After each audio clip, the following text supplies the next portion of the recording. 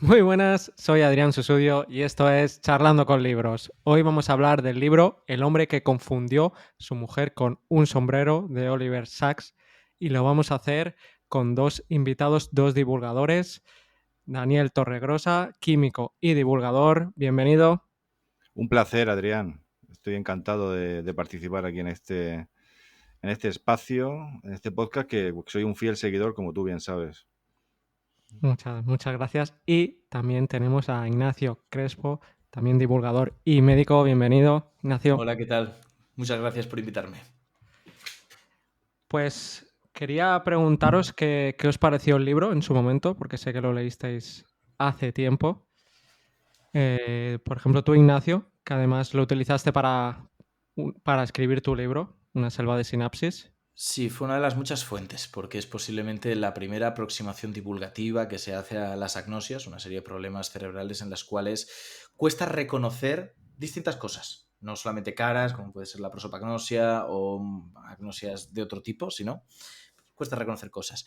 Pero desde entonces ha evolucionado mucho la medicina y ha evolucionado mucho la forma en la que tratamos este tipo de casos. Entonces, al principio yo me encontré con este libro a través de la carrera. Nos recomendaron algunos fragmentos para ilustrar determinadas cuestiones de la neurología. Lo cogí con ganas y me encontré con un poco una tormenta de sentimientos distintos. Por un lado, admiración por lo bien que escribía esta persona, por la mirada a través de la cual veía a sus pacientes, que también es muy interesante, y por otro lado, decepción porque me esperaba algo un poco más estructurado e ilustrativo de lo que realmente fue. Incluso cuando uno empieza a tener cierta intuición sobre cómo se desarrollan las relaciones entre médicos y pacientes y cómo se exploran determinadas patologías y cómo funcionan los sistemas, porque no solamente el nuestro, sino en otros países, llama la atención algunas cosas. Uno empieza a sospechar que, bueno, pues a favor de la narrativa ha contado las cosas de una manera que tal vez se alejan de la realidad. Y eso no es malo, pero es evidente que va a generar sensaciones, sobre todo cuando uno esperaba encontrarse algo que fuera una atalaya del rigor, y en gran medida lo es, pero en otras cuestiones no tiene reparos en que no lo sea. Ujú. Bueno, de hecho, es que es un libro de 1985, ¿no? O sea, Sí. eso hay que tenerlo en cuenta. ¿Y a ti, Dani? ¿Qué te pareció? Pues mira, yo lo leí en su momento, quizás fue hace 15 o 20 años, fácilmente. Lo he vuelto ahora, gracias a vosotros, a revisitar. Y en su momento no me despertó nada, no tuve ningún sentimiento de, bueno, pues no me gustó. Pero ahora que he vuelto a leerlo, que lo tengo prácticamente, me quedan dos capítulos quizás, pues lo he visto con otra perspectiva, porque ya conozco al autor, o sea, ya he conocido un poco la obra de Sachs, he leído su biografía, que es En Movimiento, que es una pasada, es un personaje Uh-huh. interesantísimo. Me fascinó, que es una lectura posterior, El tío Tungsteno, que a lo mejor fue hace 10 años cuando lo leí, que habla de su infancia y de su pasión por la química, y es un libro que yo recomiendo muchísimo para que la gente coja una perspectiva de la química y sobre todo para ver que este chico que tenía 14, 15 años, que era Oliver Sacks, sabía más química que un graduado de ahora y vamos, me lo juego con quien sea. O sea, era brutal el Seguro. conocimiento y sobre todo de historia de la química. Pero ahora es que le he descubierto una faceta muy humanista. O sea, quizás sí que es cierto, como dice Ignacio, que son casos que se han quedado anticuados a nivel científico o a nivel médico, pero el trato tan cercano, la implicación que uno la comprende mejor cuando conoce la biografía de Sachs, o sea, cuando conoce a la persona, pues me ha gustado mucho ahora. Y en su momento, Eso es. sinceramente, no me gustó y lo tengo que reconocer. Y cuando Adrián me propusiste este tema, pues digo, bueno, vamos a hablar de este libro, pero voy a leerlo ahora, porque todo el mundo habla bien y a mí en su momento no me llamó la atención lo más mínimo. Porque, bueno, porque quizás por la edad también, mi edad, yo qué sé, porque no le veía con esa perspectiva y porque o yo era otra persona, que eso nos pasa muchas veces con los libros cuando uno los lee en su momento. Eres una persona en un momento y luego vuelves a ese libro y por eso me gusta a veces a mí retomar libros que he Uh-huh. leído hace mucho tiempo, porque lo que a lo mejor era maravilloso en su momento ahora no lo es tanto o viceversa. Sachs destaca en tres cuestiones, que yo creo que las has nombrado casi todas, porque una es efectivamente su parte más humana. Uno conecta con él, ve en todo momento esas emociones, esos valores. Luego, que escribía maravillosamente, porque la verdad es que escribía muy bien, con mucha claridad y aún así con estética. Y en tercer lugar, que era un erudito, era una persona que sabía de muchos temas y sabía de forma extensa. La pena es la que digo, que incluso en su momento, a veces el rigor quedaba en segundo plano. Y yo entiendo que esto también se debe a que no había el bagaje de divulgación que tenemos ahora, en el que llevamos mucho tiempo explorando cuál es el límite entre la simplificación lícita y la simplificación conflictiva. Yo creo que trabajaba un poco en esa línea, sin tener muchos referentes, y es lógico que no le saliera algo tan perfecto como en el resto, que había muchos ejemplos de estética en la escritura, había muchos ejemplos de grandes personalidades eruditas y había muchos ejemplos de humanidad. El libro está repleto de citas a Nietzsche, a Kierkegaard, a Sí, filósofos, al es mundo de la maravilloso. música. Es maravilloso, o sea, realmente, y eso, claro, leído ahora, donde hay muchos libros, donde hay mucha mezcla de estas humanidades, pues bueno, no sorprende, pero en su momento, en el 85, tuvo que ser, bueno, de los primeros que yo recuerde, pues que mezclaba un poco también esas dos facetas y unía esas dos mal llamadas culturas, que sabemos que nada más que hay una única cultura, o llamémosla tercera cultura. Pero yo insisto, a mí me apasiona sobre todo su carácter tan cercano con la gente, o sea, su empatía con los enfermos. Y uno luego se vuelve loco cuando sabe que realmente Oliver Sacks pues era un adicto a las anfetaminas durante el momento que estaba hablando con esa gente. O sea, si uno lee la biografía, el momento más o menos donde él recopiló esos casos, él era un auténtico adicto a las drogas, a la anfetamina, a los porros con anfetamina. De O sea, hecho, en el mismo sí, libro del hombre que confundió a su mujer con sombrero, hay un relato que él más adelante confesó que era autobiográfico, que es el de ese estudiante que se mete demasiados psicodélicos y luego tiene muy aguzada la capacidad de oler, sí, porque efectivamente él era así. También por ponerlo un poco en contexto y que entendamos cuál era su situación, era una persona que se crió en un entorno emocionalmente muy conflictivo, donde había una gran represión religiosa y él no podía expresarse cosas que ni siquiera él mismo había aceptado de sí hasta mucho más adelante, el hecho de que él era homosexual.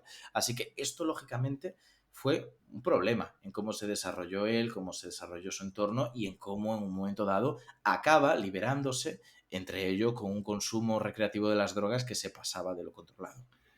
y luego llama mucho la atención también, y está en el libro, y lo puedo enseñar para el que esté viendo la versión eh, en vídeo, pues el aspecto físico de Sachs en aquella época era un Está muy motero. fuerte.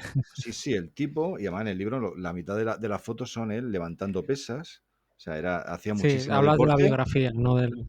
Sí, sí, y luego la pinta de tío Él duro era, que tenía, una pinta de duro. si no Y luego era súper exacto, porque tierno, y era súper tierno. pero Sí, Motero, muy grande, no sé cuánto medía, pero debía sí, rozar el sí, sí, 1,90, sí. creo recordar, con su chupa de cuero, y creo recordar que era campeón de sentadillas de Exacto. California, que yo Sí. cuando leía aquello no sabía que las sentadillas se hicieran con peso y me llamaba mucho la atención que alguien pudiera ser campeón de sentadillas. ¿Cuánto tiempo has estado haciendo sentadillas para vencer un récord? Bueno, pues era Ah, por peso, lógicamente, y lo que tenía era unos muslazos increíbles, que podía cascar cráneos con eso.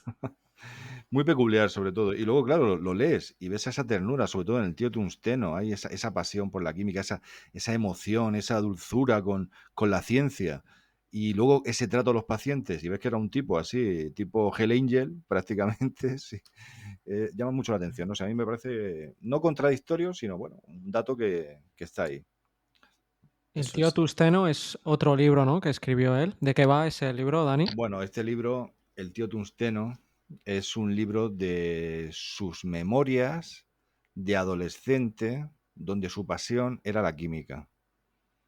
Y Ok. estamos hablando, y lo tengo aquí delante, pues de casi 350 páginas de química, pero de química a un nivel, sinceramente, evidentemente esto lo escribió luego y seguramente, pues bueno, pues adornaría o no me lo puedo creer, o sea, me parece inconcebible que una persona tuviera este dominio y este conocimiento pues con esa edad, pero sí que es verdad que, bueno, que hay que confiar en que lo que cuenta la verdad y su pasión, su pequeño laboratorio, también tutorizado por su tío que fue al que le dedica el libro que lo llama tungsteno, que aquí en español es wolframio, pero bueno, vamos a dejarlo así, no vamos a entrar en esa discusión de si wolframio o tungsteno, porque no hay discusión, es wolframio, o sea, y los que son químicos me entenderán perfectamente.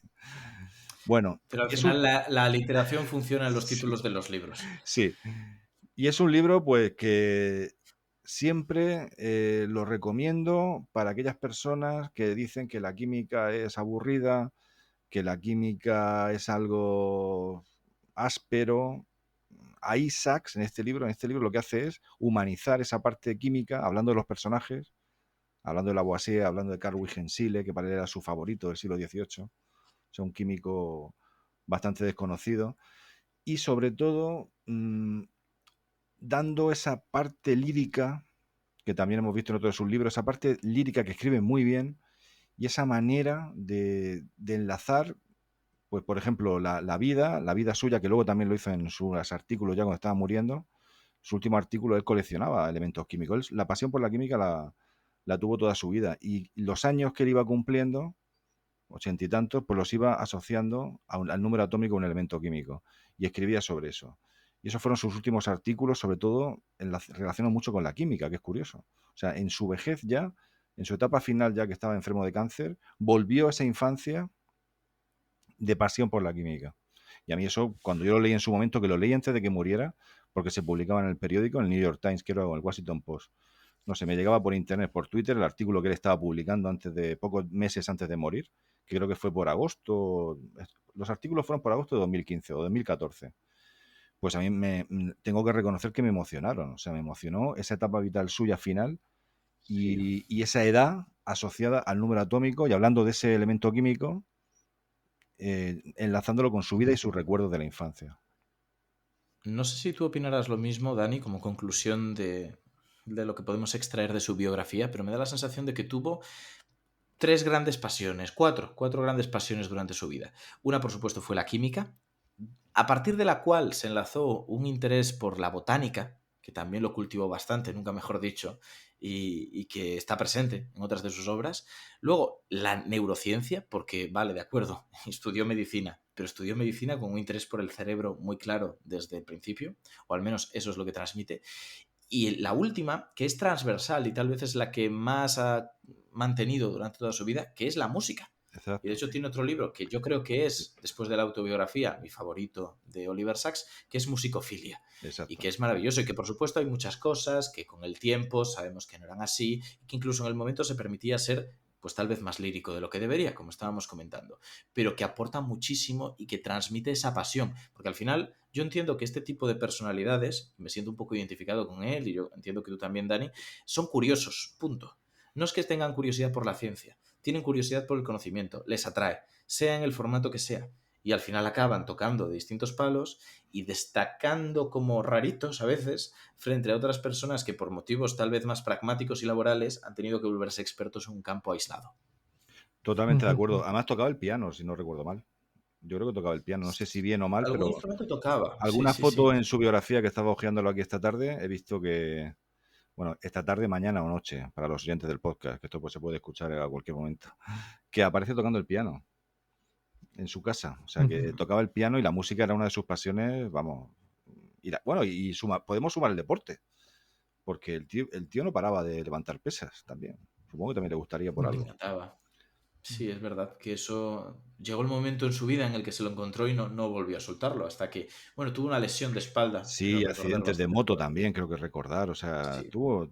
pasó por los hospitales bastante. Yo volviendo a la pregunta inicial, a mí el libro, por un lado me gustó, pero había veces que se me hizo bola, se me hizo pesado. Además me he leído la ampliación, que es después de que el libro tuviera éxito, y al final de cada capítulo, que son 24 capítulos, explica mucha gente que la había contactado, explica otros casos, además. Pero bueno, igualmente hay algunos casos que a mí me encantaron, como por ejemplo el de los gemelos, que luego en la película de Rayman aparece una anécdota de eso de los gemelos que identifican todas las cerillas, creo que eran, cómo las identifican así, las ponen en la mesa de golpe y dicen 111 cerillas, ¿no? Ujú. Pero esa historia y algunas de otras historias que explica no aparecen en ningún otro libro o en ningún otro caso, y por eso a veces se le ha acusado de inventarse algunos casos directamente. Hay otros que sí que son más conocidos, es decir, que se han replicado, pero hay algunos que es que no, que dicen que no, que Se le ha directamente se los acusado... inventó. Se le ha acusado de muchas cosas. La acusación más ingeniosa, y yo la repito siempre que se habla de Oliver Sacks, porque me parece que en parte tiene razón, es aquella que decía que era el hombre que había confundido a sus pacientes con una carrera literaria, haciendo un paralelismo con el título del libro que estamos hablando. Y en parte puedo entenderlo. En parte puedo entenderlo. Pero si hablamos de su verdadero pecado, yo no creo que sea inventarse casos, que seguro que en algún caso algo parecido ocurrió, sino que cuando lo relata no tiene reparos en establecer relaciones causales muy claras e interpretaciones que no son las únicas posibles, pero él te las vende como si lo fueran. En este caso de los gemelos hay otras interpretaciones. No se sabe a ciencia cierta si podían haber buscado ya en la caja de cerillas cuántas cerillas había, contándolas una a una, y que luego cuando cayera simplemente lo repitieran. Entonces, hay una serie de cuestiones que él estratégicamente no entra en tocar. Queda todo más espectacular, sigue siendo plausible, pero digamos que siempre elige la versión más espectacular de los hechos, dentro de lo plausible. Y eso tal vez sí que sea ese ejemplo de falta de rigor que comentaba al principio, que me parecería injusto reprochar teniendo en cuenta que no había con qué comprar en la época y que la buena praxis de la divulgación es algo que todavía a día de hoy seguimos desarrollando. Yo estoy de El tema acuerdo, de los gemelos, totalmente de acuerdo, Ignacio. Y es que es verdad, es que además parece que no sé, serán casos reales, pero si se inventa algo, si realmente se haya llegado a inventar algo, que es posible, que no lo sé, es para que quede bonito. O sea, realmente es para Sí, que cuadre todo, para que todo encaje. O sea, porque además el libro es curioso porque porque los casos son como relatos de intriga, o sea, como un misterio que resolver. O sea, todo es un misterio. O sea, a esta persona le pasa esto, tal, y todo es muy de Sherlock Holmes, muy de Alan Poe en la época de la novela policíaca, y es que da esa sensación. Pero eso es lo bonito del libro también. Si el libro me dijeran que es de claro, ficción totalmente, me parecería igual de válido, porque además, de hecho, tiene esa parte de ficción porque ya la neurociencia ha avanzado tanto que todo lo que cuenta allí, y Ignacio lo sabes tú mejor que nadie, pues bueno, está un poco obsoleto ya. hay que puntualizar mucho, Sí. efectivamente. Y hay otra cosa que yo creo que estaría bien indicar, y es que aunque los detalles o las reflexiones sean siempre la mejor versión de sí mismos, y eso es donde podríamos entrar en la discusión y en la crítica, siempre existen casos bien documentados similares a los que está contando. Esto sí, por ejemplo, sabemos que dentro del trastorno del espectro autista hay individuos que tienen islas de sapiencia. Se suele llamar así. Estos, bueno, iba a decir el término clásico, pero es tan ofensivo que no voy a decirlo. Me voy a quedar con islas de sapiencia. Y así vamos desterrando. Pues estos individuos, que son como esos dos gemelos, que tienen de repente la facilidad de contar con un golpe de vista a objetos, no cuentan exactamente, estiman, que es distinto. Tienen el concepto, por supuesto, de la numerosidad, que es si hay más o menos elementos que en otro grupo. Tienen el concepto de los números en sí mismos, porque pueden utilizarlos para relatar, pero están haciendo un análisis que viene más de esa primera parte, de a lo gordo, una cantidad indeterminada que sabemos que más o menos rondará esto, de esa numerosidad a la que luego asocian con un número que es una referencia, simplemente para hacernos una idea. ¿Qué quiere decir? Que seguramente podamos encontrar, y de hecho se conocen, casos clínicos bien referenciados de personas con trastornos del espectro autista que se caen cerillas y te dicen 123. Y luego resulta que las cuentas y son 120 o 130. Y siempre están rondando esa cifra que dicen, pero no son exactamente la cifra que dicen. Eso es muy importante.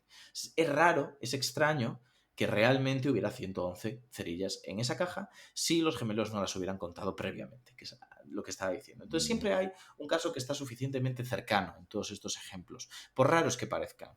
El caso de la sífilis y la mujer que claramente tenía sus emociones alteradas, se conoce, la neurosífilis ocurre esto con el mal de Cupido, ¿no? ¿Qué otro ejemplo podemos poner? Porque aquí hay muchísimos. El hombre que cree que su pierna no es suya, sino de un alien, también hay referencias de este tipo de situaciones. Lo que pasa es que tal vez no es tan exagerado como creía que era de un alien, la empujé, me tiré a mí mismo de la cama. Posiblemente no fuera empujarla, fue moverse inquieto y caer de la cama. Son pequeños detalles que encajan mucho más con la banal vida mundana, sin que eso vaya en contra de que existen casos neurocientíficos muy interesantes y que suenan a ciencia ficción siendo reales. A mí el que más me gusta, por cómo está escrito, no por el interés que tiene, es el del marinero que pierde la memoria de una parte, o sea, se acuerda solamente hasta que tenía 20 y pocos años. Y tiene ahí una laguna y está en la residencia. Entonces también, pero claro, cuando uno lee eso, lo ve como muy guión de Hollywood. O sea, porque además es alguien así de la Armada, condecorado.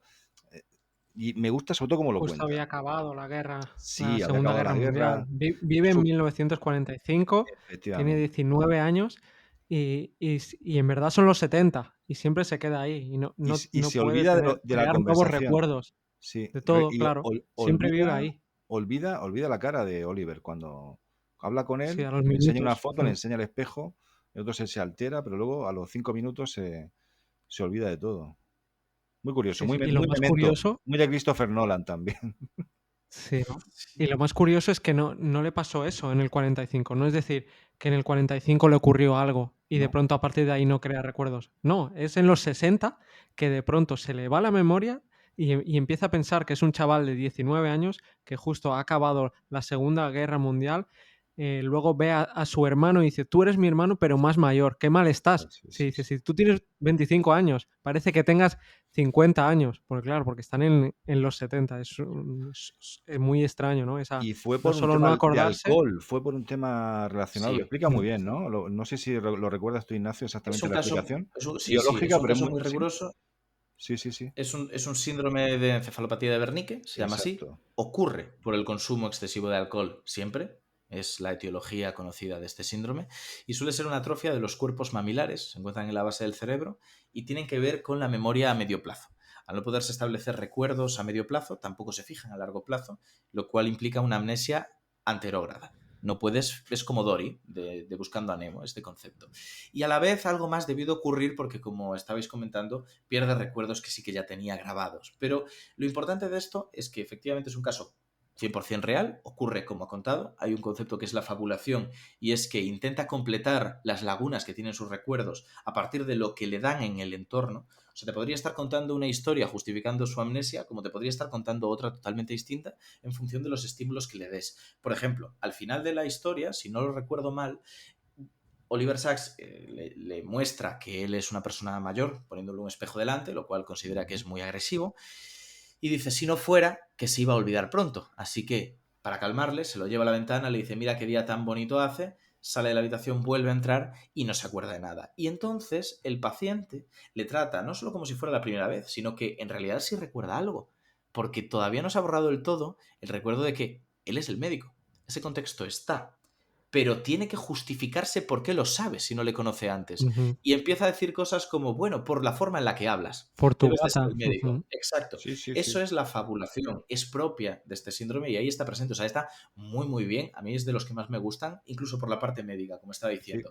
Y hay es otra muy cosa chulo. interesante. Sí, Mucha sí, sigue, gente sigue. conocerá este síndrome no por Oliver Sacks, sino que lo conocerá por House, por la serie House. Porque resulta que David Shore, que es el guionista, claramente se había leído, o si no él, alguien del equipo, este libro de Oliver Sacks. Y hay varios relatos que están tal cual. El de la sífilis, por ejemplo, también tiene un capítulo de House prácticamente idéntico. Así que encontramos que este libro tiene un impacto en la cultura popular, que es otra cosa muy interesante. Independientemente de que nos gustara o no, o que fuera más o menos riguroso, es un libro que caló. Un libro que en su momento llamó mucho la atención, llegó a público muy generalista y se ha convertido en uno de los iconos de la divulgación científica. Y eso es así. Así que solamente por eso ya merece la pena leerlo y reflexionar sobre él. El que hablas de la sífilis, ¿no? En el libro explica que le ocurre a una mujer de 88 años, ¿no? Uh-huh, Que de pronto se siente atraída por chicos jóvenes, ¿no? uh-huh. Y empieza a estar más alegre, y entonces todas las amigas, toda la familia dice, pero si tú no eres así. Y entonces ella misma es la que propone que tiene sífilis, porque dice, yo de joven, dice, puede ser que durante muchas décadas se haya ocultado esa enfermedad y ahora ha vuelto a aparecer, ¿no? Porque creo que le llaman la enfermedad de Cupido, porque de pronto Exacto. se enamora, está alegre. Es por los síntomas eso más que otra cosa, porque al final la sífilis es la sífilis y no es exactamente que haya estado desaparecida la enfermedad, que haya dejado de estar, simplemente es que la sífilis durante su desarrollo pasa por distintas fases. Y la última es la sífilis terciaria, que es la que afecta al cerebro, pero previamente hay otras que pueden afectar al corazón, por supuesto, a los genitales en un primer lugar, a la piel, y todo esto es una progresión. Así que ahí estaba haciendo cosas que posiblemente no le daban mayores problemas, aunque tenía ahí lesiones, daños, y finalmente es cuando llega al cerebro cuando empiezan los síntomas que ella consigue identificar.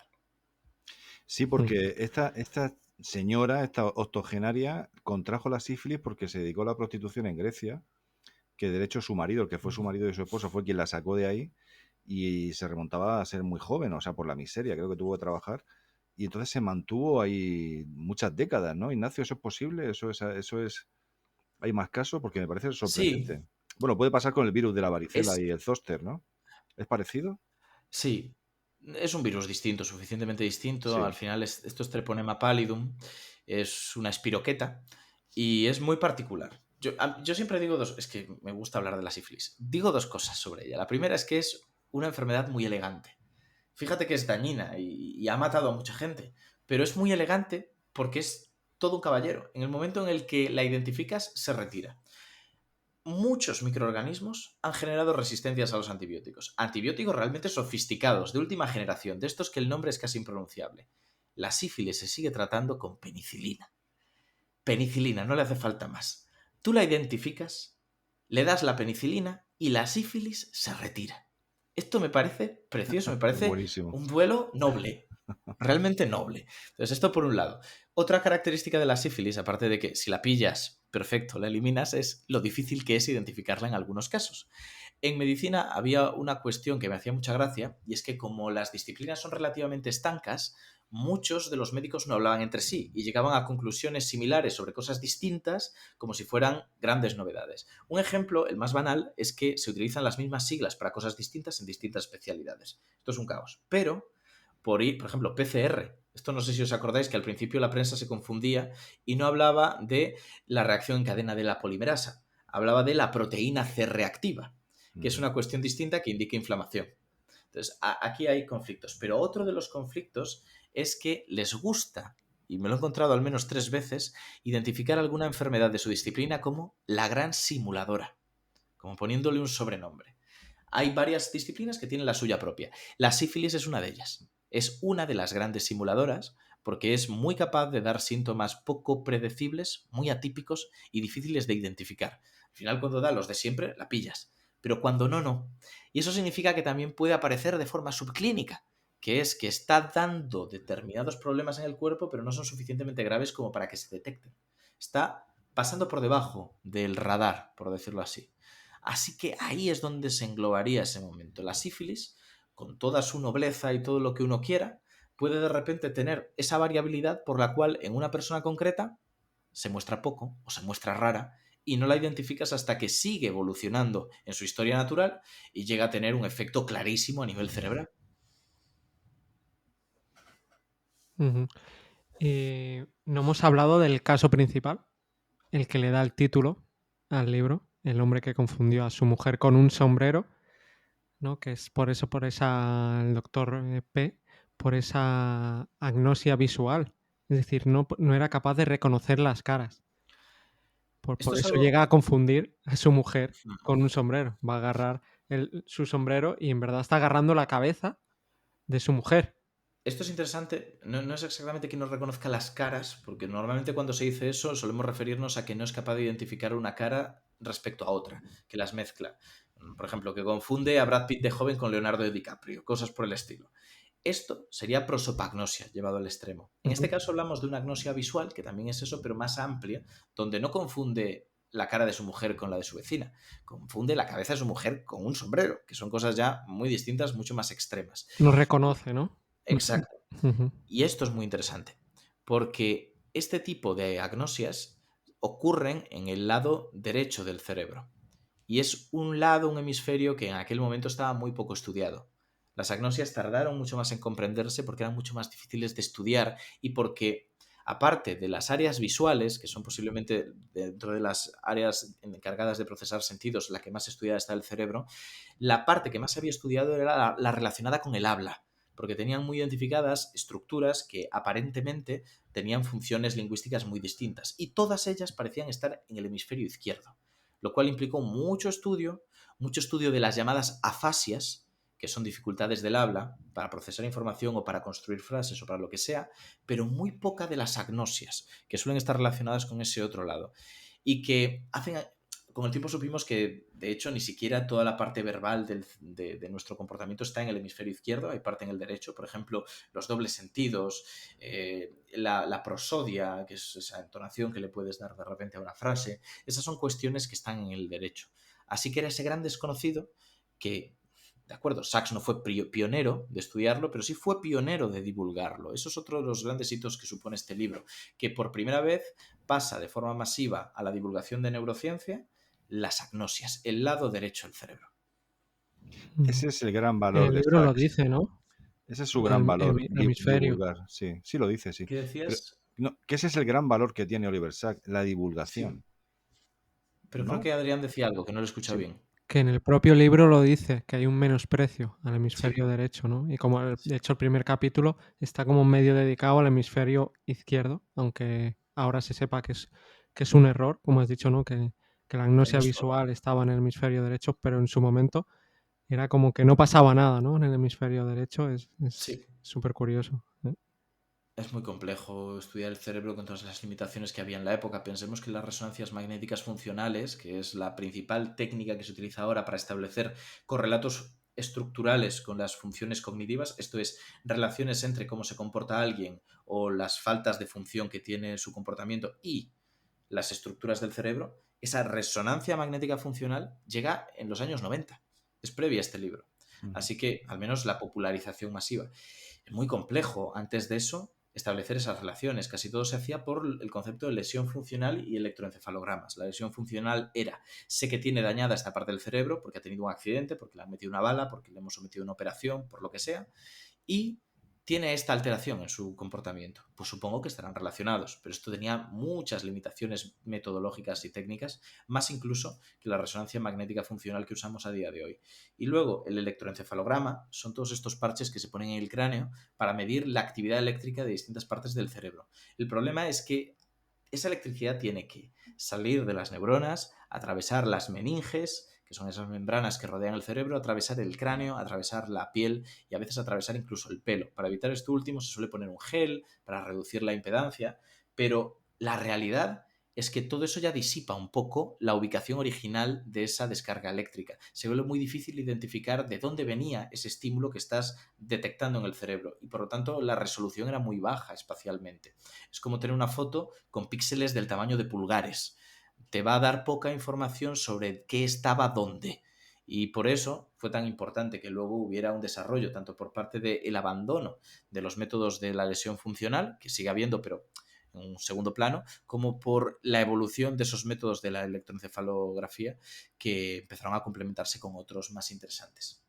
Cuando te pones a hablar así, me parece que es tu audiolibro, que sea una selva de sinapsis en audiolibro, porque tocas mucho esto, En claro, el el cerebro. sexto episodio, sí, en el sexto, creo que es el sexto capítulo que escribí, no sé si el quinto o el sexto, hablo de métodos de imagen que son muy importantes para estudiar el cerebro.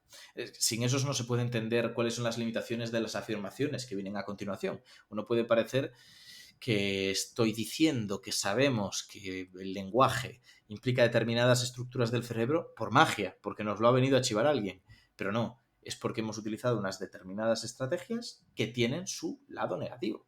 Entonces, por eso me parecía muy importante que la gente entendiera cómo llegamos a estas conclusiones.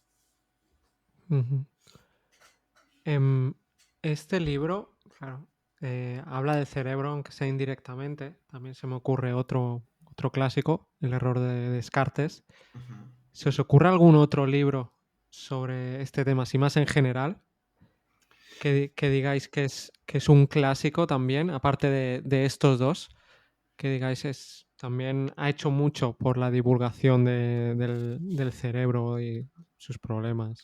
No Bueno, sé yo... hasta qué punto el error de Descartes ha hecho mucho por la divulgación. Creo que sigue siendo un Exacto. libro de nicho. Creo que sigue siendo Sí. un libro de nicho conocido por la gente interesada ya más o menos en estos temas. Pero nada comparable con este. Si nos quedamos con un libro de nicho que haya hecho por la divulgación, aunque tal vez no en la dirección correcta, yo sí que nombraría Gödel-Scherbach, que es un libro canónico que para mí tiene muchos problemas como libro de divulgación, incluso algunas afirmaciones filosóficamente controvertidas o falsas, pero que habla del cerebro desde una perspectiva distinta que ha inspirado a mucha gente en el mal sentido, a mucha gente para hacer afirmaciones magufas, pseudocientíficas. Entonces, es verdad que como mal ejemplo, yo lo pondría a él. Yo tengo sobre todo un autor que es José Ramón Alonso, que es un gran divulgador de todo lo que es del cerebro, es el Oliver Sacks español. De hecho, para mí es mejor que Oliver Sacks. Y tiene, yo creo que Ignacio lo está buscando, tiene uno que es tiene uno sobre el cerebro, Sí. uno sobre el cerebro que es brutal, una recopilación, que es un tochazo que habla del cerebro, es un gran divulgador. Y luego, por nombrar otro clásico, Eric Kandel tiene un libro que es En busca de la memoria, que es una pasada. Que es una pasada. Sí, lo que pasa es que pensaba que la idea era gente que hubiera escrito libros que no fueran explícitamente sobre el cerebro, pero que hubieran marcado la sociedad. Ah, Porque estos bueno, vale, casos pues lo he son, entendido mal. vamos. No, he entendido yo eso, por eso he dicho los que he dicho. Podemos ampliar, o sea, tampoco no Sí, viene de una a pero otra. estoy de acuerdo, que son buenos libros. Y mira, se me ha ocurrido otro que entra dentro de esta clasificación de no es un libro estrictamente sobre el cerebro, pero acaba hablando de él y acaba marcando a la sociedad, y es En llamas. En llamas es un libro de Richard Brangrim, no me recuerdo el apellido bien. Lo tengo ahí detrás y no me acuerdo muy, muy bien. Pero es un libro que habla de la relación que pudo tener el cambio de nuestra dieta y la aparición del fuego con el desarrollo del cerebro. Ahora sabemos que esto no es exactamente como contaba él, pero había otra serie de conceptos relacionados con el cerebro y su evolución que han calado mucho, porque son muy vendibles en charlas, incluso con puntito inspiracional. Y eso ha hecho que lleguen con el buen mensaje y la gente los recuerde. Luego los pondré, todos estos libros los pondré en notas, o sea que no hay problema por decir mal un nombre o por lo que sea, eso no es problema. No habíamos dicho... Dime, Richard dime. Branham. Lo tengo aquí, Richard En Branham. llamas, sí. Perfecto, en llamas, sí, luego lo pongo. Que está estructurado, a veces es un poco caótico el libro, ¿no? Aunque está estructurado son 24 capítulos, pero luego en 4 temas, aunque a pesar de ello a veces uno se pierde, que son pérdidas, que es como que es los déficits, que es lo como más estudiado en su época, excesos, arrebatos y el mundo de lo simple. Por ejemplo, está también el caso de la dama desencarnada. No sé si os acordáis, una chica joven que la iban a operar y que de pronto pues pierde las fibras propioceptivas, Exacto. si lo digo Sí. bien, que es un poco difícil de explicar, al menos para mí, como que no sentía la mano, ¿no? Como que Sí. iba a agarrar el vaso y no podía agarrarlo, algo así.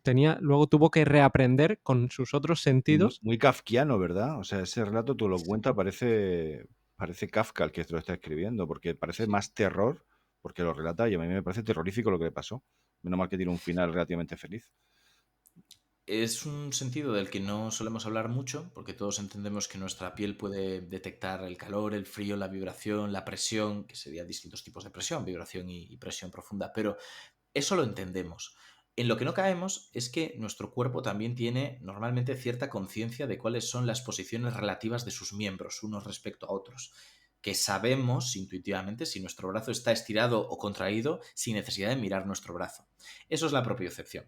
Es esa capacidad de establecer relaciones relativas de las distintas articulaciones de nuestro cuerpo. Si perdemos eso, es tremendamente difícil caminar, por ejemplo, porque no tenemos ese feedback, ese retorno que nos diga qué acaba de ocurrir con nuestra pierna. Es como hacerlo totalmente a ciegas, como ponerle la cola al burro sin saber dónde estamos pinchando. Es un poco el equivalente. Y coger un vaso se vuelve lo mismo, porque sabes que hay una presión, pero no tienes muy claro cómo están tus dedos unos respecto a otros. Si estás cogiendo el vaso del revés, por ejemplo, si no lo ves. Es algo equivalente a lo que ocurre cuando quedamos sepultados por una avalancha de nieve. Tenemos que intentar entender dónde está arriba y dónde está abajo, a veces sin referencias es muy difícil. Alguien con una buena propiocepción no solo sabe esa postura relativa de sus articulaciones una respecto a otra, sino que puede llegar a interpretar a partir de ello dónde está arriba y dónde está abajo en una situación así. Si no, estamos en un problema. Y hay trucos, no sé si esto lo conocéis, pero es uno de los grandes problemas de quedarse sepultado por la nieve, no saber hacia dónde tienes que excavar. Le pasa a mucha gente. Una de las maneras es acumular saliva en la boca y ver a dónde va.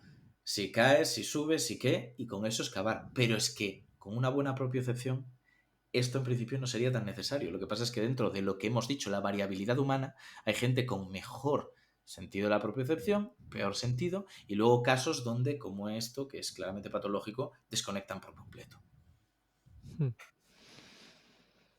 También habla del síndrome de Tourette. Si te acuerdas, Dani, hay un caso que Sí. a mí también es de mis favoritos, que, que, que había el hombre del caso que no podía tener una vida normal, ¿no? Por culpa de este síndrome. Sí, tenía dos vidas, ¿no? Una muy dicharachera y muy simpática, y luego cuando estaba medicado era otro. Y luego lo que me sorprendió es que los fines de semana no se tomaba la medicación. Sí, eso fue como al final. Sí, O como sea, al al final, ¿no? principio tenía Pero es esos muy síndromes. curioso, ¿no? Es muy curioso porque además está relacionado también con lo contrario, con los estados alterados de conciencia. La gente que se droga o que toma alcohol para desinhibirse. Este ya venía desinhibido genéticamente, y realmente lo que tenía que hacer es todo lo contrario. Sí, eso es como el final, como él, años después, llega a esa conclusión, ¿no? Sí, Pero el síndrome de Tourette, para quien no lo conozca, es ese, ahora ya es más famoso, se han hecho películas, es esos tics, esos espasmos, esas personas que de pronto empiezan a chillar y a decir sobre todo palabras malsonantes, que se giran, se le gira la cara de golpe y empiezan a Como decir. puntualización, esto es la visión que se ha transmitido a partir de la cultura popular, pero en realidad el Tourette es ligeramente distinto porque esta característica de compulsivamente y sin poderlo controlar emitir palabras malsonantes es lo que se llama coprolalia. Solamente está presente en torno a un 10% de los pacientes con Tourette, o sea, es minoritario. Y la La imitación, por característica ejemplo, Ignacio, Eso sí puede ocurrir, pero lo que caracteriza realmente el Tourette son los tics. los Son, tics. son tics muy fuertes, Ujú. tics que son un problema para mantener el día a día, porque no son solamente tics, por ejemplo, de un ojo, es que se mueva todo un brazo, que tú no puedas controlar estar con una copa y tirarla por encima, tirártela por encima de ti o a otro. Esto es un problema. Hay maneras de intentarlo controlar. Por ejemplo, los pinchazos de toxina botulínica se han utilizado incluso para controlar los tics bucales, los tics, que son esos tics fonatorios que le estábamos llamando coprolalia y que puede ser incluso de palabras no malsonantes también. Pinchando en las cuerdas vocales toxina botulínica se evitan las contracciones más bestias, más involuntarias. Y es verdad que también tiene problemas para cómo se comunican, pero bueno, al menos se pueden evitar. Y otros que son más conservadores, otras técnicas, como buscar actividades que cansen mucho los músculos, en algunos casos, no funciona con todos y es una cosa que todavía se debate, y que impliquen también estos tics de forma positiva, como puede ser algo tan ridículo como tocar la batería. Hay muchos casos de personas con trastorno de Tourette que tocan la batería y Creo que el comentan, del libro, ¿no? Es el que no lo recuerdo bien, creo que vivía de ello, porque en todos puede sus ser. trabajos le echaban y entonces el fin de semana y era súper sí. virtuoso. O sea, era una Este no lo persona he vuelto a leer. increíble, tenía una energía y cuando, como Dani ha dicho, empezó a medicarse, ya no tocaba bien la batería. Esto no lo recuerdo bien, posiblemente lo sea, si lo decís será así, pero no recordaba muy bien el capítulo y este no lo he podido releer. Pero no es algo solo que cuente Oliver Sacks, como digo, ocurre mucho en Sí. otros casos y hay muchas historias. Y solo un detalle, porque esto también me parece relevante. Tenemos a un divulgador español que es Francisco Mora, que independientemente de su coqueteo con el coaching, que a veces es problemático, tiene un libro, varios, en los que hace reflexiones sobre estos, que habla un poco sobre esa romantización que hemos hecho de la locura. La locura como un concepto clásico, las patologías mentales, en las cuales asociamos la brillantez y la capacidad creativa con este tipo de patologías, consideramos que están totalmente vinculadas y que tratando una nos quedamos sin la otra. Hay casos en los que puede que ocurra, pero no en todos. Claro. Y es importante mandar este mensaje porque hay personas que creen que tienen que vivir en un trastorno depresión bipolar, por ejemplo, porque si no dejarán de ser ellos, porque si no dejarán de poder crear el arte que crean, y en realidad no es necesariamente así. Podrán enfocarse de otra manera, podrán explorar otras cosas. Es, por supuesto, voluntad y decisión suya, si se medican o no se medican, a pesar de que el trastorno de depresión bipolar es de los que mejor responden a fármacos, al litio y a los, pues los moderadores del ánimo que se le pueda dar. Lo que sí que sabemos es que estas personas, independientemente de lo vinculados que estén con su genio, con su creatividad, sus trastornos mentales, ganan en calidad de vida cuando están correctamente tratados. Porque hay una serie de problemas personales, de las relaciones más básicas que tenemos, de nuestra forma de entendernos a nosotros mismos, que podemos evitar tratando correctamente un trastorno mental. Y aquí entra un problema que es casi del sistema en el que estamos metidos, el sistema de ser hiperproductivos, de intentar destacar sobre los demás produciendo algo único que tenga un valor en el mercado. No es algo necesario. Tenemos que desvincularnos un poco de eso, no tenemos que valorarnos a nosotros en función del valor de nuestro producto, porque es como acabaremos haciendo lo que hacen algunas de estas personas, que es poniendo en riesgo su vida y su salud mental solo para poder seguir dando un nivel de productividad que nadie les ha pedido y que posiblemente les salga más daño que otra cosa. Así que no, lo digo por no romantizar este tipo de situaciones, que es uno de los grandes pecados de la divulgación de la Lo hace un neurociencia. poco él, sí. Sí. El autor Oliver Sacks hace un poco de romanticismo, por eso dice lo de Dani, ¿no? Que el fin de semana dejaba la medicación para decir que ser más Que habrá casos que artista. sí. Y también eso Claro. ocurre con el alcohol y con las drogas. Sí. Que mucha gente, muchos artistas se piensan que sin ellos no pueden ser creativos. Stephen King lo dice en su biografía, que hay libros enteros que ha escrito que ni se acuerda por el alcohol. Y él dice, se tiene romantizado el alcohol para escribir, pero yo era alcohólico, dejé el alcohol y pude seguir escribiendo, ¿no?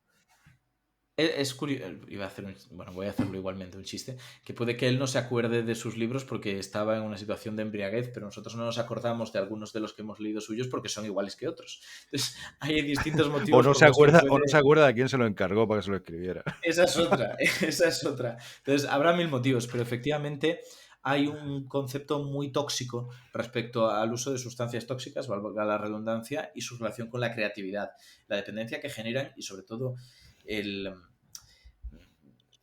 porque al final no es racional, es un fetiche prácticamente, es algo irreal, una relación entre dos conceptos que no están relacionados causalmente, una superstición, que no me salía la palabra, que establecemos nosotros, porque si de repente empezamos a crear nuestra obra en unas condiciones de intoxicación, por lo que sea, por marihuana, por cualquier otra sustancia, podemos empezar a pensar que nuestra producción depende de ello.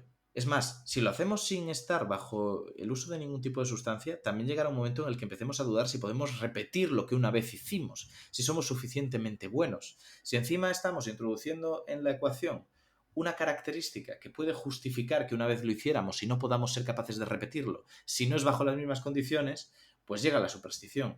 Y la superstición en este caso lo que tiene es un gancho fortísimo por las adicciones. Así que tengamos de nuevo cuidado porque, bueno, pues sí, pues igual nos permite tener una perspectiva distinta el uso de la marihuana que si no lo consumiéramos. Pero eso no quiere decir que sea mejor. Nosotros tenemos una genialidad y hay mil maneras de poder darle salida. No digo que todo el mundo sea un genio, pero algo se nos dará bien. Así que eso Lo que pasa mismo... es que a veces es la forma más fácil. Eso en otro podcast, Sí, en el de Borrachos, de que el libro se eso llama sí. Borrachos, lo comentamos, porque el alcohol es la forma más rápida.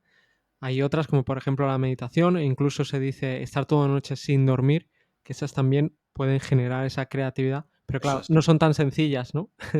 Bueno, o simplemente entrenarla, también te digo, porque se puede entrenar la creatividad.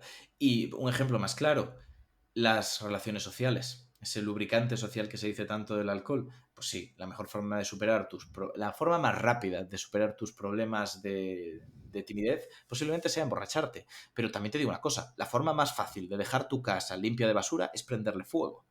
Y nadie hace eso, porque todos entendemos que tiene implicaciones a medio y largo plazo muy conflictivas, no compensa. Pero los peligros de todo esto, por mucho que racionalmente los conozcamos, no los tenemos tan presentes. Nos da la sensación de que son menores.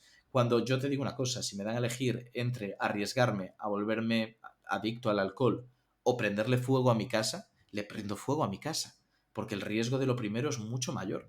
Pero por algún motivo, bueno, por muchos motivos, somos muy malos estimando este tipo de riesgos que no son directos, sino que dependen de largos plazos. Bueno, a lo mejor te diviertes más al principio, ¿no? Bebiendo que pegando fuego a tu casa. Sí, Las pero dos Luego, escucha, luego cosas. llegará hay un punto días, que no. Le pega fuego a tu es casa por poner un borracho. ejemplo Le pega fuego borracho a tu casa. Eso Venga, es. ya está. Es por poner un ejemplo extremo, pero imagina, yo tengo la costumbre de hacer muchas cenas en mi casa con amigos porque me gusta cocinar. Limpiar después eso, y yo no tengo lavavajillas, es un verdadero suplicio.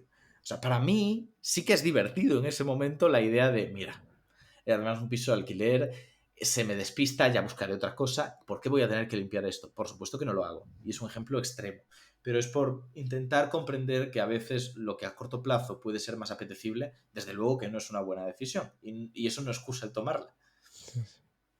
Por terminar con lo del síndrome de Tourette, ¿recordáis el caso de este cantante que en Glastonbury hace un par de meses tuvo que interrumpir el concierto? Creo que se llamaba Luis Capaldi.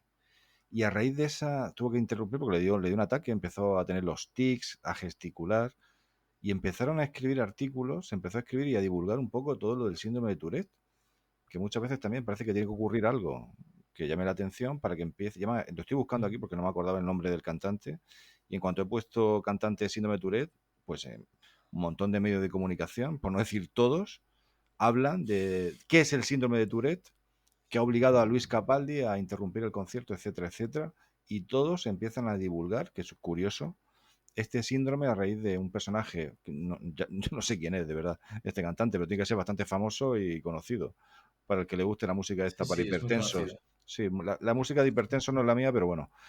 Y, y bueno, pues que es curioso que se divulgue de esta manera. O sea, y no, me parece bien, ¿eh? No lo critico, me parece bien que se haga, pero parece que lo que siempre ocurre algo, tiene que venir un volcán para que los vulcanólogos salgan de la nada y nos cuenten qué es un volcán y Sí, por más o qué menos es surge. eso, pero en este caso yo diría que pasa algo más. Y es algo que vemos incluso en este libro de Oliver Sacks. Si funciona tan bien es porque constantemente son historias humanas y conectamos mucho con ellas. Exacto. Yo, por ejemplo, lo evité un poco en mi libro, pero porque no quería hacerlo personalista, aún sabiendo que no iba a funcionar tan bien. Entonces, ¿qué ocurre aquí? Que cuando conocemos a alguien, y es alguien que tiene acceso a los medios, de repente es muy fácil poder contar sus historias. Y si su historia da la casualidad de que es un trastorno neurológico, va a calar mucho en los medios, va a calar mucho en la gente. Pero hay otra manera de hacerlo que también hemos visto que ha crecido mucho últimamente, y es a partir de las redes sociales. Redes sociales donde todo el mundo puede tener un buen altavoz si resulta que cuenta algo interesante o algo que conecta. Al ser personas ya tienen esa característica, si encima les pasa algo peculiar, también. Y con los trastornos mentales ha ocurrido un fenómeno bastante desagradable, y es que la gente se ha dado cuenta de que venden mucho los vídeos en los que relatan cómo ellos mismos padecen un trastorno mental. Y dentro de esta moda, muchos han empezado a fingirlo. Y hay, sobre todo cuando empezó el boom de TikTok, hace ya un año y pico, ¿no? No sé cuándo fue, porque me pasa el tiempo de forma muy Más, extraña. pero sí. Sí, no sé cuándo debió ser el boom, pero efectivamente había muchísimas situaciones de estas, de pequeños influencers que de repente se van a conocer y que todos tenían algún trastorno que luego se descubría que no era así. Uno de ellos, el síndrome de Tourette, con mucha frecuencia se mostraban, y aquel que tuviera ojo y supiera un poco cómo era el síndrome, sospechaba que muchos de ellos no eran ciertos, pero si no te lo cuelan y normalizan una serie de cánones para el trastorno que no son reales, aparte de que están prácticamente mercantilizando, aunque no sea económicamente, sino con clics, lo que es un problema para mucha gente. Pues no sabía eso, lo desconocía, ¿eh? Sí, pues ha Lo que sí ocurrido, que por yo vi en desgracia ha su ocurrido. momento que me gustó mucho fue, y lo habéis visto seguro, cuando el Rubius tuvo que dejar un tiempo de hacer vídeo y empezó a hablar, o sea, el vídeo es brutal, por ansiedad, y lo definió de una manera, o sea, lo contó de tal manera, porque es un gran comunicador, te puede gustar más o menos, pero esa persona, si ha llegado ahí es por algo, y eso Sí, ayudó mucho a la gente que tenía ansiedad, y mucha gente me lo contó, que le ayudó mucho ese vídeo, y cómo influyó en gente, pues, bueno, en su público, para poner encima de la mesa un trastorno de ansiedad generalizado que, bueno, que de verdad es que a mí así. bueno, me emocionó un poco ver así como lo expresaba y, sinceramente, quien ha pasado alguna vez por un ataque de ansiedad o por un periodo corto o largo de ansiedad, pues se sentía súper identificado. Y lo explicó Es súper que bien. tienen un gran poder. Estas personas tienen un gran poder, a veces lo utilizan bien, a veces lo utilizan mal. Nos quejamos mucho de los casos en los cuales empiezan a venderte pues productos que no tienen ninguna utilidad o alguna terapia que es peligrosa, pero hay otros, como por ejemplo Ángel Martín, con su libro, Lo iba a que decir. también Sí, sí. ha hecho una labor interesante, una labor positiva. Y como él ha habido otros ejemplos que no han tenido problemas en reconocer que han pasado por momentos duros en cuanto a su salud mental, normalizar el ir al psicólogo. Otro ejemplo es Ignatius Farray, que nos puede gustar También. más o menos como cómico, Ujú. pero Ignatius ha reconocido su alcoholismo numerosas veces y ha normalizado las recaídas, que es algo interesantísimo. Uno de los grandes problemas de las recaídas es que el paciente considere que ha fracasado y que a partir de ahí pierda la motivación para seguirlo intentando, cuando la recaída es una parte normal de la recuperación. Va a haber recaídas, lo importante es cómo te sobrepongas a ellas. Y él no tiene problema en decir, pues mira, me ha vuelto a pasar. Pues estoy otra vez en tratamiento, estoy otra vez en una clínica, estoy haciendo tal o cual cosa. Ujú. Me parece que ahí tienen un poder muy interesante y que, como se está normalizando hablar de salud mental, ellos también lo están normalizando y puede que tengamos ahí cierta retroalimentación muy interesante para lo que es la salud pública. Es que últimamente, según las estadísticas, está aumentando, ¿no?, los problemas de salud mental. Creo que O puede haber una correlación al con menos los está diagnosticado. confinamientos. Dime, ¿qué dices? Que efectivamente con el confinamiento sabemos que se detonaron más casos de pues, ansiedad, por ejemplo, o depresión, pero también está el factor de que se está diagnosticando más. Exacto. De que ahora la gente va más, Sí. con lo que se detectan más. Esta frase de en mi generación no teníamos estos problemas y ahora sois de cristal. Vamos a ver, porque igual, si en vuestra generación hubierais ido más al psicólogo, no arrastraríamos estas familias disfuncionales que han generado ansiedad en algunos jóvenes. Claro. Mm, Como caso, ¿no? sí, Quiero sí. decir, no podemos afirmarlo, pero está ahí la posibilidad. Mis Estaba abuelos lo dicen, claramente que antiguamente la familiar. gente se moría por cosas que no se sabía, se había muerto y ya está. No, Claro. antiguamente no había cáncer. Sí que había, pero la gente se moría y ya está. Y te cuento Punto. algo terrible. Antiguamente no había trastornos, o sea, no, por ejemplo, no había síndrome de Down. Ya. Vaya, no, sí que lo había. Lo que pasa es que los encerraban en habitaciones, en los pueblos, toda la vida. Y no salían por vergüenza. Y por muy terrible que parezca, sigue ocurriendo esto en algunos pueblos de Europa. Sí. En Y España, por supuesto, que yo sepa, no conozco. Pero, ostras, con los albinos también pasaba, ¿no? Que sí. los mataban también al nacer. Bueno, se están llenando las facultades de psicología de nuevo, ¿eh? O sea, las notas de corte, yo que lo estoy viendo ahora, que mi hija va a empezar enseguida, no este año, sino el que viene, la universidad, y estamos viendo por curiosidad, las notas de corte para entrar a estudiar en psicología están a unos niveles que hace años no era, vamos, era una carrera que nadie quería estudiar. Y está Está en volviendo un tendencia a poco tope. a Sí. tope. O sea, es una Todos los cosa. libros sobre esto son los que más se venden, podcasts, todo. Ahora Sí. mismo es una burbuja, podría decirse, o una moda. Sí, pues. Y tenemos que intentar que se ponga en manos de los que realmente son rigurosos y saben lo que dicen. Pero ¿Habéis bueno, parece leído que el poco libro a de poco Ángel sí. Martín, el que tú comentabas, Ignacio? Sí, Sí, en su sí, momento sí, lo sí, leí. sí, A mí me yo lo leí gustó mucho. también. Y el audiolibro, que lo explica él, como él habla también, es un gran comunicador el Sí, audiolibro. Mira que yo no lo soy de mejorado. audiolibros, pero es muy bueno, ¿eh? Tengo ganas de Sí. volver a leérmelo. Y el Sí. noticiario que hace cada día, el resumen de la actualidad que hace, que siempre pone píldoras de ciencia y píldoras también de salud mental muchas veces, también es una Sí. maravilla. En Y 2 ahora creo minutos, que 3 tiene un minutos. podcast también Sí, puede de ser. salud mental Posiblemente. también. Lo Ahora, raro sería que no y lo tuviera, sí. entrevista a gente también que han tenido también problemas como él. Sí, sí, sí. Ignatius Farray creo que ha sido últimamente, ¿no? Porque yo me leí su Ha primer vuelto a libro, pasar últimamente, sí. pero su biografía no habla sobre ello, que me gustó, ¿eh? No, Y es un le ha buen libro pasado también, varias veces. pero no lo dice ahí en la biografía, es una cosa que le En la faltó. vida moderna lo llegaron a comentar y recientemente ha tenido la última recaída, que también se ha comentado, sí. Él lo ha normalizado bastante. De hecho, creo que la última vez que se lo escuché fue en Segunda Acepción, que es el podcast que tiene con Miguel Maldonado en la SER y que está bastante bien. Es un podcast interesante para tomarse con la perspectiva que hay que tomarlo, que es Humor. no son académicos y cada vez que Ignatius se pone a reflexionar, pues se mezclan cosas con mucho sentido con cosas que no tienen ninguno. Sí, Pero bueno, sí, es que son por divertidos y supuesto. son cómicos. Yo fui a verlos a Ignatius y siempre acaba con un discurso ahí que parece eso un meeting. Sí, sí, hay que perdonárselo. Pero volviendo al libro, quería hablar también de una cosa que son fantasmas o esas partes del cuerpo que se han perdido y años después aún se sienten, ¿no? se pierde una mano y aún siente esa mano Sí, años después. además todo esto es anterior a Ramachandran, que fue alguien que lo mira, tiene aquí Ignacio. Es que estamos en sintonía totalmente. Por Fue supuesto. anterior, ¿verdad, Ignacio? Porque yo creo que Sí. yo esto lo leí antes, Ramachandran. Ahora la gente conoce mucho a Ramachandran, su trabajo, todos sus experimentos que son alucinantes. O sea, el de la mano, el de que no hace falta que te falte, que no necesitas que tener un miembro amputado, sino con tu propia mano, con un espejo. ¿Lo habéis probado? Yo lo he probado y No, pero sé cuál dices. es alucinante. O sea, te hacen creer, te ponen una mano de plástico y empiezas a estimularla, visualmente la tienes tapada, la otra, bueno, y te dan un martillazo y te crees que te están reventando la mano y tu mano está totalmente intacta. Es un Pero poco lo que hacen los magos, ¿no? Que cuando tocan a uno lo siente el otro. ¿Lo habéis visto? No lo sé, no ¿eh? sé Yo diría que no es el no, mismo no, no, proceso. En no es este el mismo No caso, te sé. proceso. ubican la mano de plástico donde debería estar la tuya, te dan Sí, hay todos por los ahí muchos estímulos para vídeos, que de verdad, creas que está ahí. hay muchos vídeos por ahí que son espectaculares Sí. y es algo que De hecho, con un espejo, lo puede hacer cualquiera, o sea, un espejo y con un pincel la clave, y con una mano la de clave es que le plástico. estás. Todos los estímulos te indican que eso es tu mano, Exacto. todos. Ves cómo la tocan y tú lo sientes porque también te están tocando la tuya que está en otro lugar. Está más o menos donde debería estar colocada tu mano. La ves con los ojos, que está ahí.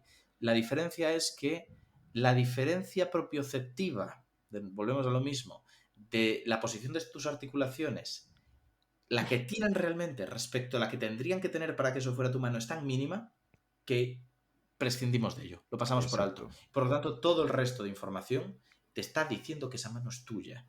En el otro caso es sugestión. En esto Ah, vale. es confundir al Yo cerebro. os animo a que lo hagáis. Podéis buscar un vídeo porque yo lo he hecho y es alucinante. O sea, es alucinante. O sea, te crees Ujú. que no puede ser verdad. Estás notando, estás viendo, dices, no puede ser verdad. Y soy consciente de que no, es una mano de plástico, eso no es mi mano. Pero tu cerebro, de alguna manera, igual que estas percepciones ópticas o ilusiones ópticas tan alucinantes que hay por ahí, que estás viendo una imagen fija y la ves moverse y dices, ¿cómo es Sí, posible? Pues aquí en este caso es como llevarlo al 3D. O sea, es una ilusión óptica llevada a la tercera dimensión y a nivel sensitivo y es una experiencia muy interesante y muy fácil y muy sencilla de hacer. sí. A mí el año pasado me pidieron que lo hiciéramos en la ventana de la cadena SER, pero claro, la radio pierde mucho, así que Claro. finalmente no lo hicimos, pero sí, es súper espectacular, tanto como para que personas formadas en la radio y que saben las limitaciones de ese medio te propongan algo que no tiene ningún sentido. O sea, hasta ese punto es espectacular. Ujú. Pero por otro lado es bueno que ocurra eso, que tengamos eso para las personas que utilizan una prótesis, ¿no? Sin ello Sí, sí, no sí. podrían utilizarla, ¿no? Sí, o sea, estamos hablando ya de la cuestión de los miembros fantasmas. Exacto. Sí. Sí, sí, sí. Sí, efectivamente, eso es interesante. Podrían utilizarla tal vez. Quiero decir, las cosas como son. No hace falta que sientan dolor y sufran para poder utilizar la prótesis. O sea, podría ser que tuvieran parcialmente los efectos de un miembro fantasma sin tener las partes negativas. Eso es plausible y eso sería algo que encajaría con el funcionamiento de la prótesis. Pero la realidad es que no podemos elegir todo eso con tanta finura. Se presenta en un pack y en ese pack está el dolor, pero también está la capacidad de controlar los músculos que habrían llegado a la pierna si no te faltara la pierna y que por lo tanto pueden activar determinados movimientos en la prótesis. Normalmente las prótesis de brazo, cuando están articuladas y se mueven, suele ser porque contraigas músculos distintos del muñón que quede. Músculos que, por ejemplo, conectaban con la flexión del brazo, van a estimular partes de la prótesis que doblen la prótesis. Partes que tuvieran que ver con la extensión van a estirar la prótesis. Entonces, al final, tener control sobre eso tiene la parte negativa del dolor, pero tiene la parte positiva de que puede interactuar con prótesis complejas. Ujú. Em, para ir acabando, me gustaría hablar de otro caso que no hemos comentado, que también para mí fue aluciné con este caso así directamente. Y el otro día me ocurrió algo parecido, o me empezaba a ocurrir, y me empecé yo a emparanoiar, y es la reminiscencia musical. Esa mujer que se levanta a las 3 de la mañana con la música a toda leche y entonces va a bajar la música de su radio, pero ve que la radio está apagada, se va al otro piso, todo está apagado realmente. Y se está varias semanas, directamente varias semanas, escuchando música, pero está en su cerebro. Música, además, de nostálgica, de cuando ella era pequeña, ¿no? y hay veces que cuando la gente le habla no puede escucharla porque está la música. Claro, eso es para volverse loco. Y el otro día me levanté y estuve como 5 minutos con un ruido que sabía que ese ruido no estaba ocurriendo, ¿no? Pero había dormido mal y dije, hey, pues imagínate si te ocurre durante semanas que estás escuchando además la misma música. Luego explica otros casos donde le variaba la música, como que le iba cambiando la música a otra mujer y le iba cambiando y esa música encima no le gustaba. Dice, no, yo quiero que se me vaya ya esto porque esta música no me gusta. Pero el primer caso, el más conocido, por un lado le gustaba esa música porque, claro, le recordaba a su infancia. Claro. ¿Eso aparece en musicofilia, Ignacio? ¿Es posible que también? Porque eso lo tengo muy... Ese libro lo tengo Me quiere bastante sonar que olvidado. sí, Sí, creo que también. pero no estoy seguro, la No estoy verdad, porque seguro es yo un ahora libro mismo. que en Lo su leí momento hace leí y mucho disfruté tiempo. mucho, Sí, pero es lo típico que dices, no sé en cuál englobarlo, no sé en cuál encuadrarlo. Pero sí. sí, este caso, de hecho, vuelve a aparecer en casos parecidos en otra literatura de neurociencia. Y luego está el fenómeno este que a veces escuchamos, se nos mete en la cabeza un estribillo y no hay manera de soltarlo. Pero Sí, eso es otra cosa. Pero eso Pero es sí. otra sí, cosa, efectivamente. Es otra cosa, pero también tiene su parte de, bueno, pues su parte extraña y anómala, porque a veces se te convierte en algo como eso de no pienses en un elefante rosa y directamente viene. Entonces tú no quieres esa, además, es un tipo a lo mejor de música que no te gusta, la escuchas un anuncio 2 veces y empiezas a estar haciendo actividades de está tu vida enganchada, sí. y en tu cabeza está sonando una música. A mí me pasa incluso con palabras. Palabras que de repente leo, que son más o menos atípicas, o nombres de alguien, y luego estoy todo el día que de vez en cuando me viene el nombre a la cabeza, por algún motivo. Sí, tú y Sergio Parra sois a veces de palabras, bueno, Sergio más, de palabras así extrañas. Os gusta Bueno, jugar con las palabras. Sergio tiene un libro sobre eso, además. Me Sí, tiene cago un en... libro de Bueno, todo. Tiene de tantos todo. Sí, libros también que, es verdad. Tienes razón, tiene un libro de cada que puedes tema. decir, tiene un libro de tal.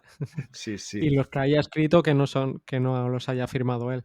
O sea que ya Esa es si, otra. si Bueno, amplías, eso hay que animar a los oyentes a que vayan al capítulo de Sergio Parra porque eso merece la pena escucharlo. sí, Yo sí, la sí, verdad que sí. no lo he escuchado todavía. Sí, ¿Llega a sí. decir nombres? No. Mm, Ah. No, Bueno, yo lo sé, yo sé yo algunos, también pero lo sé, pero evidentemente no se no, van a revelar. evidentemente. No los dice, pero ahí está. bueno, Yo el otro vamos a día salir de ese había jardín por el bien vi de uno de nuestro los amigo casos. Sergio. Pero yo el otro día vi uno de los casos y le vi tan orgulloso al que supuestamente habría escrito el libro que, de verdad, qué vergüenza. Qué vergüenza. Sí, sí, sí. Luego fuera de micros podemos hablar porque creo que coincidimos creo que sabemos los dos Es cuál es. posible. Pero ¿queréis comentar algo más del libro que os llamó la atención o... Me gustaría leer un pequeño fragmento del libro que empieza al principio, que yo creo que resume mucho la personalidad de Sachs. Y él habla de que tenía una duplicidad en su vida, ¿no? Y dice, una duplicidad indudable en mí. Me siento a la vez médico y naturalista, y me interesan en el mismo grado las enfermedades y las personas. Puede que sea también, aunque no tanto como quisiera, un teórico y un dramaturgo. Me arrastran por igual lo científico y lo romántico, y veo constantemente ambos aspectos en la condición humana y también en esa condición humana quinta esencial de la enfermedad. Los animales contraen enfermedades, pero solo el hombre cae radicalmente enfermo. Me gustó muchísimo ese párrafo, lo tengo subrayado en el Kindle, en esta segunda lectura, y yo creo que resume perfectamente pues, esa personalidad, esa obra inmortal que ha dejado Sachs, con ese humanismo, además lo dice ahí, habla de romanticismo, naturalismo, esa cercanía que decía yo al principio, y yo animo a la gente a que lo lea, de verdad. Animo a que lean este libro que estamos comentando hoy aquí, que lea su biografía, que lea, si le gusta la química o quiere acercarse a la química, que se acerque al tío Tungsteno, que es una maravilla, de La verdad. química asombrosa también, Bueno, un ese libro de un también, tal Daniel Torregrosa también. Si se también, quiere ir pero más bueno, a los cerebros, una selva de sinapsis de un tal Ignacio Crespo ese también. sí que es bueno, ese sí que es buen libro, de verdad. Bueno, ya serán libros mejores, espero. Como siempre, siempre lo Pues, mejor está por venir. pero bueno, sobre vuestros libros y sobre vosotros y vuestros proyectos hablaremos próximamente, en las próximas semanas. Vais a volver al podcast. O si tú, Ignacio, querías comentar algo más del libro antes de cerrar este No, la episodio verdad que yo creo que hemos comentado todo lo que me parecía más relevante. y más. Ha estado genial. Pues muchísimas gracias a los dos. Nos vemos A pronto. vosotros. A vosotros. Chao. Adiós.